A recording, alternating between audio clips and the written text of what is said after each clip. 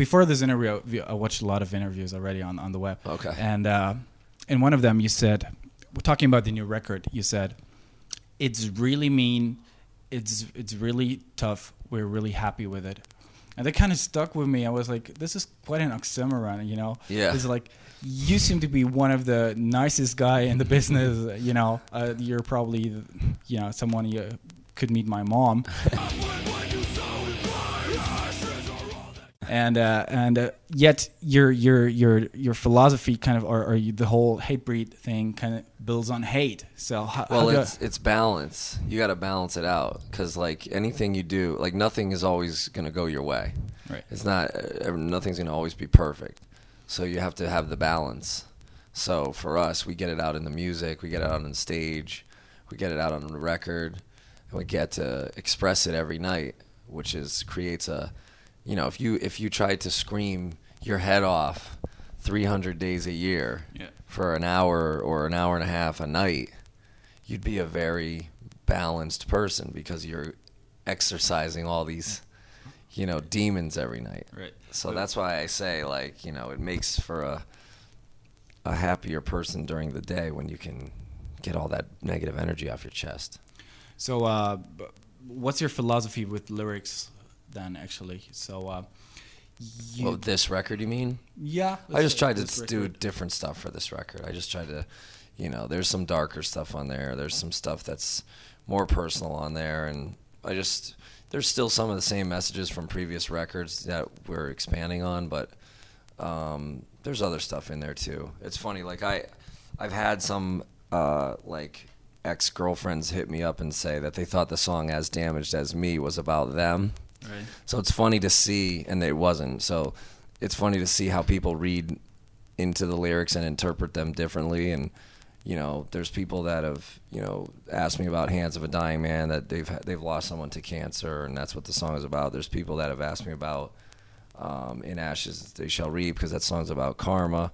So I mean, there's different things. I let people I just let them interpret it the way they want to interpret it, and use it however they might need to use it. You know. You also run your own record label, your own clothing line, and but it all comes down to me, when I follow what you do, is actually that you really have a very hard and tough working ethic. So go for it. Not over the last 2 months, I really haven't. I've been laying low, because it gets to be, you know, too crazy. All right. But the label obviously it's not as fun as it used to be, because people, you know, just really go get the records for free. They just go steal it online. So it's not fun to lose, you know, hundreds of thousands of dollars and then have thousands upon thousands of CDs sitting in storage. So the label's kind of taken a back seat. I have put out a couple things that bands that are doing really good. This band, The World We Knew, who's on tour with Winds of Plague. And this band, Thy Will Be Done, that's on tour with Devil Driver in the States. They're going to be coming over here at the end of the year. I put out a new band from Florida called Abolish, who are just, you know, bubbling up now. And then an older hardcore band called Strength for a Reason, which now that CD is picking up. They're doing some shows coming up soon, you know, to support the CD. So I'm not doing like 20 releases a year anymore, 10 releases a year, 15 releases. I can't do it. I'll do like 1 or 2 if I really believe in the band, but you know, the clothing company's a lot different, because it's constantly selling. It's constantly, you know, people learning about it and wanting to rep the gear at shows. Is that going well? So, yeah. So I mean, and that's more fun to do, because people are more interested in it, and it just has, you know, bands want to wear the stuff, and it's cool for me, because I get to, you know, wear my own stuff that I want to make. Like I made these hats, and you know, just had them embroidered, and I made, you know, just a batch for mainly like myself and my friends, and then everybody wanted them, and I made more, and so it's cool, you know, that people want to rep the gear and, you know, support me. I appreciate it. Is there any message that you would have for young bands out there, how they should go about their career? I mean, you were coming from nothing and building it all by yourself, and now, you know, look at yourself with Hatebreed. You've sold over 1 million units. Is there anything that you did special that you would say, you know, kids, you should do this, or you should not do this? Well, I would say talk to people who are successful. Never take advice from someone who is not successful. You don't talk to a homeless person about real estate. Right. Why would you talk to somebody from a failed band about what to do right? You know what I mean? So, but it's funny. I've talked to a lot of bands, and they say you can lead a horse to water, but you can't make them drink. Right.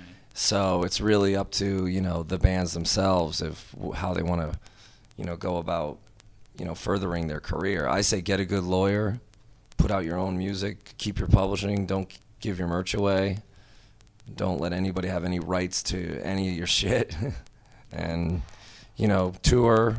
Treat people the way you want to be treated, because the people you see up on the way up are the people you see on the way down, and try to just. I mean, I believe in abundance. I really do. Like, I think there's enough to go around. I think that the whole idea of like squandering stuff, it just doesn't work. So there's enough out there. I mean, there's bands that are still selling records. There's big sold out tours like this. You just have to work for it. It doesn't happen overnight. Cool. Well, thanks, Jamey. We don't want to keep you longer. That's You're fine. Thank you. Occupied. Shout out to everybody on the web. Thanks for the support. One last thing we wanted to do is I read on Twitter that you watch a lot of movies, right? We have on this tour, because it's been a lot of long drives. So we were thinking, how about reading? Do you also read? I'm reading a book right now called Living in the Light by Shakti Gawain, which is very good. I was thinking, today is a very special day in the city. I don't know if you heard of this.